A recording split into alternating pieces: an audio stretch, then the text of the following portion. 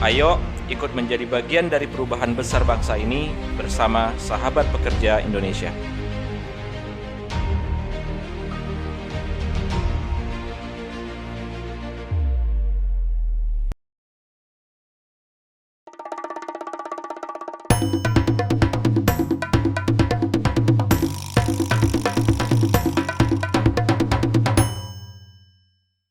Sahabat pekerja, kembali dengan saya Hari Sultan dalam OPEK, obrolan pekerja. Kalau tadi kita sudah dapat informasi, dapat sebuah pencerahan bagaimana seorang Mas Aman itu menjadi pejabat publik dan beliau menikmati menjadi pejabat publiknya. Dan setelah beliau tidak lagi menjadi pejabat publik pun, ternyata idealisme itu tetap tersalurkan dan beliau sudah membangun fondasi yang ternyata fondasi itu diteruskan oleh rekan-rekannya yang dahulunya pernah menjadi PES mahasiswa. Kita lanjutkan obrolan kita. Mas Aman, ini kan setelah dari KIP larinya ke Paramadina. Nah, sembari di Paramadina apa sih yang dilakukan sebetulnya itu? Jadi sebenarnya ketika masuk di tugas di posisi jabatan publik ya, saya punya pengalaman baru nih. Ternyata menjadi pejabat publik itu memang tidak selalu mudah dalam konteks banyak hal ya. Mungkin dari sisi finansial kita terbatas pada periode. Kan kalau periodenya habis ya habis. Ya. Lalu saya berpikir, apakah tidak sebaiknya setiap orang itu yang mau dalam tanda kutip memperjuangkan idealisme, masuk di jabatan publik, itu juga punya sumber finansial yang memadai. Makanya saya mulai berpikir pada waktu itu, nanti kalau saya selesai masa jabatan, saya mesti bangun satu entitas bisnis atau perusahaan atau apapun namanya, yang itu bisa menjadi sumber penghasilan keluarga yang kira-kira cukuplah untuk menghidupi keluarga dan semua rencana-rencana keluarga gitu ya. Makanya kemudian saya dari awal saya sudah set up, begitu saya selesai nanti saya akan bikin perusahaan yang dalam bayangan saya bisa saya kerjakan gitu ya, dalam kemampuan kita. Tapi pada waktu itu ada seorang teman yang datang, Mas Aman ini kan posisinya sudah di posisi publik. Sayang kalau langsung kembali ke private dan tidak terkoneksi dengan publik. Terus beliau menawarkan, ini ada kampus, ada organisasi di kampus namanya Paramadina Public Policy Institute. Kalau Mas Aman mau bergabung silakan, nanti Mas Aman bisa menjadi salah satu direktur di situ. Berarti sudah ada dulu entitasnya dulu berarti sudah ada. Itu kira-kira berdiri 2, 3, 4 tahun sebelumnya. Jadi saya ditawarkan untuk bergabung di situ. Tinggal meneruskan gitu ya. Ya. Direkturnya banyak, ada managing director, tapi ada beberapa direktur yang masing-masing bisa memegang program gitu ya. Saya di situ dari 2013 sampai 2018, lumayan 5 tahun ya, 5 tahun sebagai direktur, salah satu direktur di situ. Dan banyak hal yang bisa kita kerjakan karena kita bisa mendorong lembaga-lembaga pemerintah untuk lebih transparan, menata proses manajemen pelayanan publik yang lebih baik gitu. Itu dari sisi. Kemudian kita juga berinteraksi dengan teman-teman di kampus, akademisi yang selalu fresh juga, memberikan pandangan-pandangan dan riset-risetnya ya. Tapi di sisi lain saya tidak meninggalkan yang istilahnya itu ide atau idealisme saya yang baru, yaitu bahwa seseorang itu sebaiknya punya sumber finansial yang memadai. Makanya kemudian saya membangun satu entitas, katakanlah entitas bisnis gitu, walaupun itu sebenarnya lembaga konsultan, namanya Magnitude Indonesia. Magnitude Indonesia ya. Karena saya punya latar belakang sebagai jurnalis, saya punya latar belakang sebagai komisioner di Komisi Informasi, maka Magnitude itu kombinasi dua hal itu. Secara genre dia konsultan komunikasi. Oke. Yang awalnya memang membantu para klien untuk membangun strategi komunikasi. Entah itu strategi komunikasi jangka panjang atau strategi komunikasi jangka pendek dalam bentuk campaign gitu ya. Tapi di sisi lain juga membantu lembaga-lembaga pemerintah, BUMN, BUMD itu untuk men-set up manajemen informasi di masing-masing lembaga. Kalau didetailkan lagi seperti apa tuh Mas Aman? Kalau Magnitude ini secara spesifik, karena ada tadi itu ada Undang-Undang Keterbukaan Informasi Publik Iya. yang mewajibkan semua badan publik, pemerintah ya, pemerintah pusat, pemerintah daerah, kementerian, BUMN, BUMD itu untuk menyediakan informasi untuk publik, informasi-informasi yang bisa diakses publik, maka mereka masing-masing harus membangun sistem di dalam. Ada namanya jabatan baru yang di undang-undang itu disebutkan sebagai pejabat pengelola informasi dan dokumentasi atau PPID. Nah, ketika badan-badan publik ini membentuk PPID, kan tidak serta-merta mereka menguasai semua hal tentang bagaimana mengelola informasi. Nah, disitulah kami masuk membantu bagaimana setupnya, mulai dari bagaimana menyusun struktur PPID, kemudian bagaimana membangun SOP, bagaimana membuat peraturan internal, entah itu peraturan menteri, peraturan direksi, peraturan pemerintahan daerah misalnya. Nah, itu kami bantu dari sisi setupnya. Nah, disitulah kami bergerak membantu semua hal yang terkait dengan setup manajemen informasi itu sampai kemudian termasuk mentraining orang-orangnya. Kan tidak serta-merta orang-orang yang punya keahlian di humas kemudian jadi punya keahlian mengelola informasi sebagai PPID ya. Nah, disitulah kami bergerak. Jadi mulai konsultan dari mulai menyiapkan struktur sampai mentrain para SDM-nya. Kami bergerak di sisi lain. Kalau informasi sudah ditata, mana informasi yang bisa dikeluarkan ke publik, mana yang rahasia. Nah, informasi yang bisa dikasih publik ini dikelola dalam bentuk produk-produk komunikasi yang bisa digunakan untuk campaign lembaga itu. Misalnya apa saja yang bisa diakses, dibikin infografis, dibikin video pendek, dibikin materi untuk pidato menteri, dibikin materi untuk paparan pejabat atau pimpinan, direksi dan seterusnya. Nah, ini yang kemudian mereka jadi lebih atraktif gitu dalam berinteraksi dengan publik. Tidak semata-mata pendekatannya PR, tapi pendekatannya lebih substansial, karena mengenai kinerjanya dia, kinerja organisasi ini atau kementerian ini. Nah, dengan begitu targetnya sama sebenarnya, reputasi. Jadi kalau mereka mampu mengelola informasi ini secara baik, ayo ikut menjadi bagian dari perubahan besar bangsa ini bersama Sahabat Pekerja Indonesia.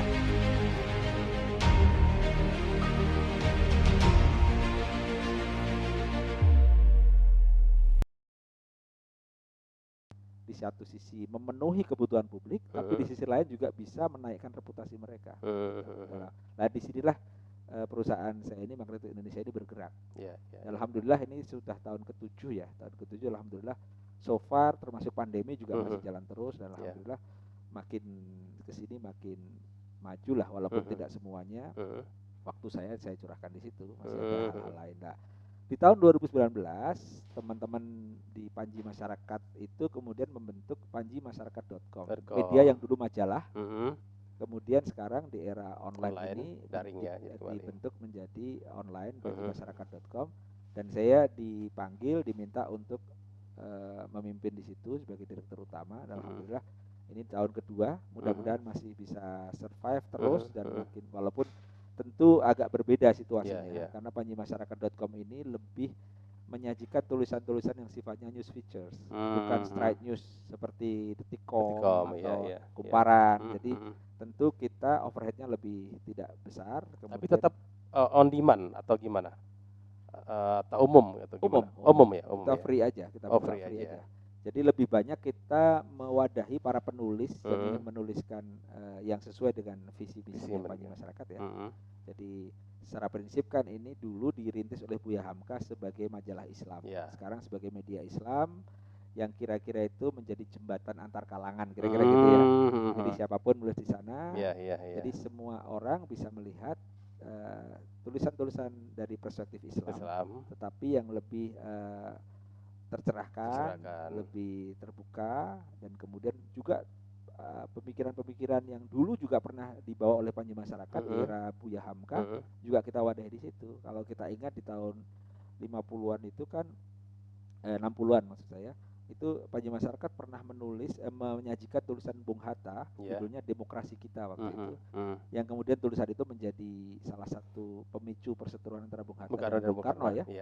Dan itu sangat bersejarah bahwa di era itu ada pikiran-pikiran yang mencerahkan itu bisa dimuat di Panji Masyarakat. Dan kita sih berharap hari ini dengan Panji Masyarakat dalam bentuk online teman-teman juga yang punya pikiran-pikiran, termasuk Mas Heri, Ya. kalau nanti silakan saja menulis Siap, di Banyu insya Allah, Masyarakat. insya Allah.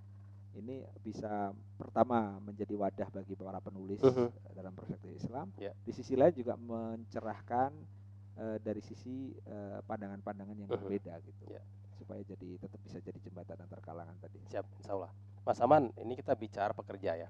Pekerja itu kan kalau para orang-orang produktif. Ya. Para pekerja adalah orang produktif.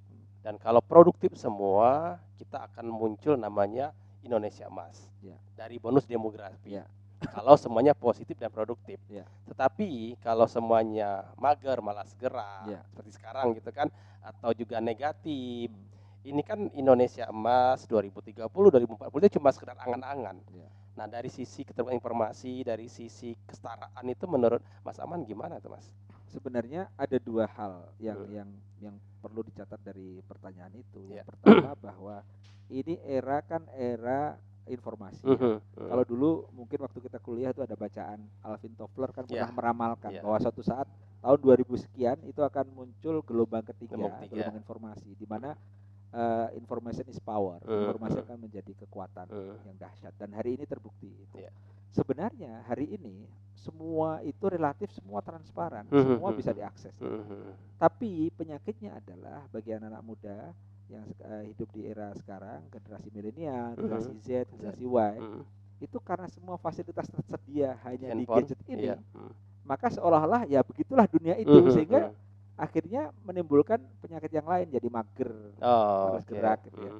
Jadi kemudian inovasi-inovasi juga tidak seperti yang kita bayangkan. Maksudnya dengan segala kemudahan ini, inovasi akan lebih banyak, walaupun tentu kita tidak menutup mata, inovasi sudah banyak juga.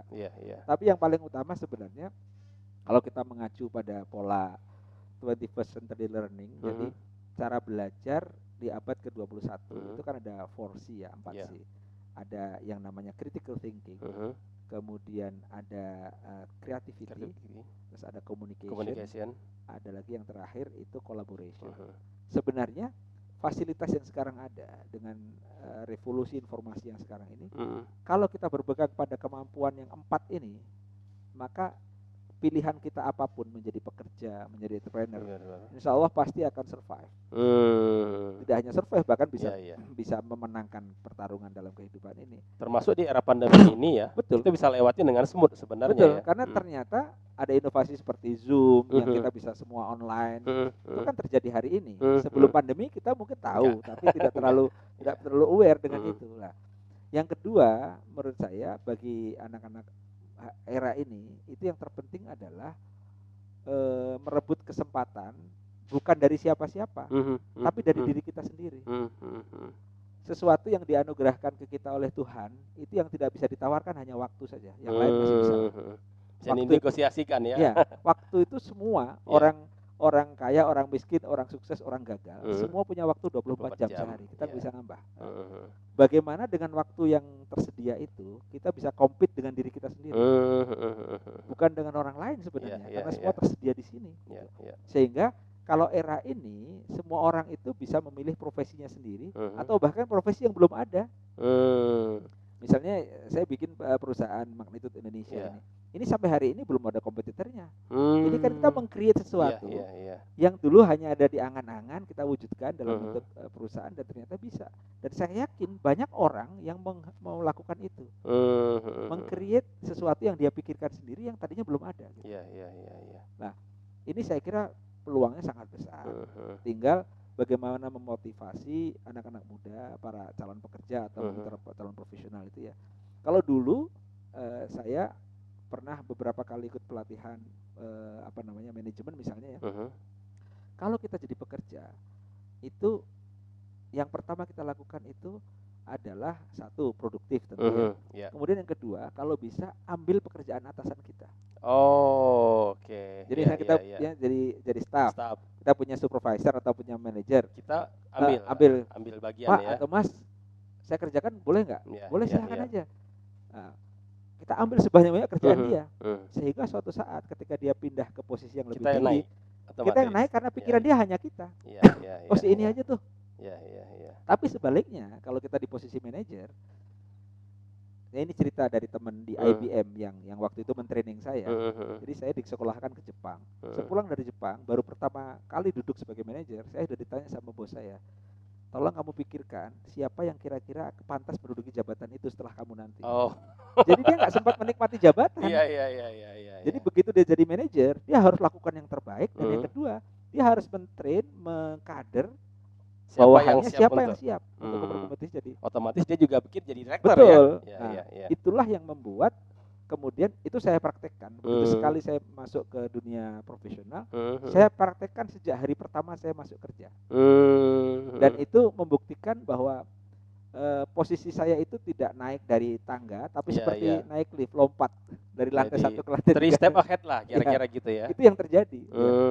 Itu yang terjadi. Dan itu saya sampaikan ke junior adik-adik saya, bahwa kalau kamu masuk ke dunia profesional, jangan lupa ambil pekerjaan bosmu. Supaya kalau bosmu nanti naik jabatan lagi, pikiran dia hanya ada kamu.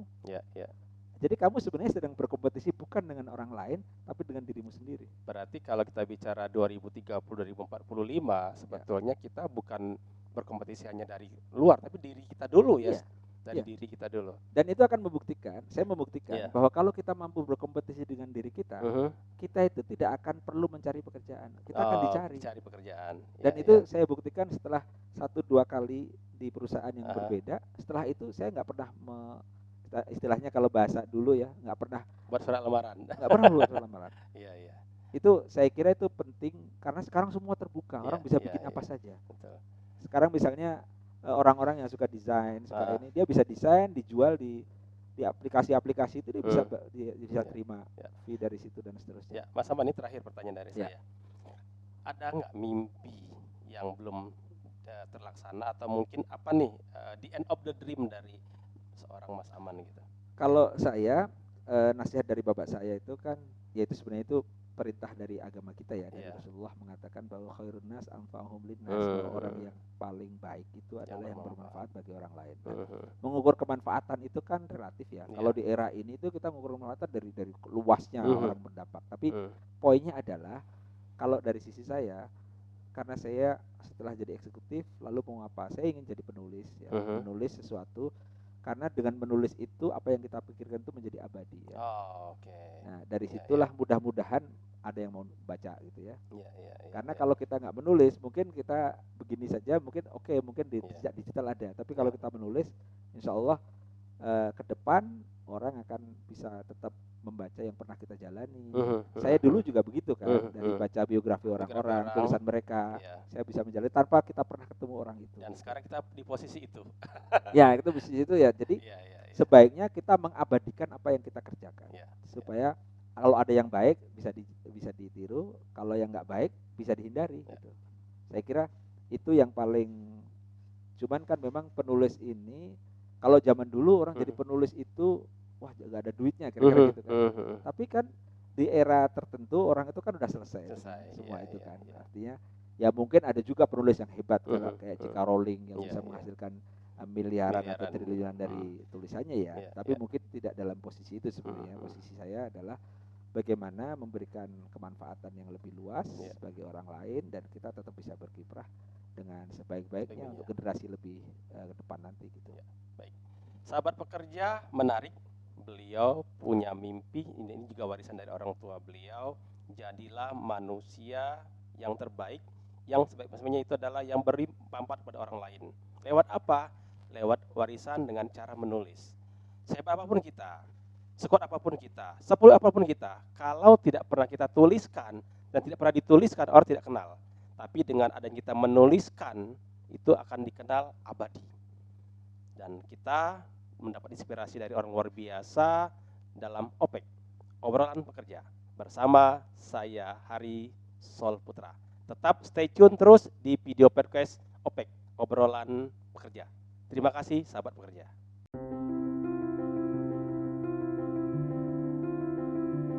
Berawal dari sebuah keprihatinan demi sebuah harapan untuk sekedar hidup layak dari para pekerja, kami belajar untuk memberdayakan diri kami sendiri. Kami bahkan belajar untuk mengadvokasi sahabat pekerja secara mandiri. kami telah memulai kolaborasi proyek teknologi informasi, lokakarya sahabat pekerja, dan expert sharing dengan menghadirkan pekerja profesional di bidangnya.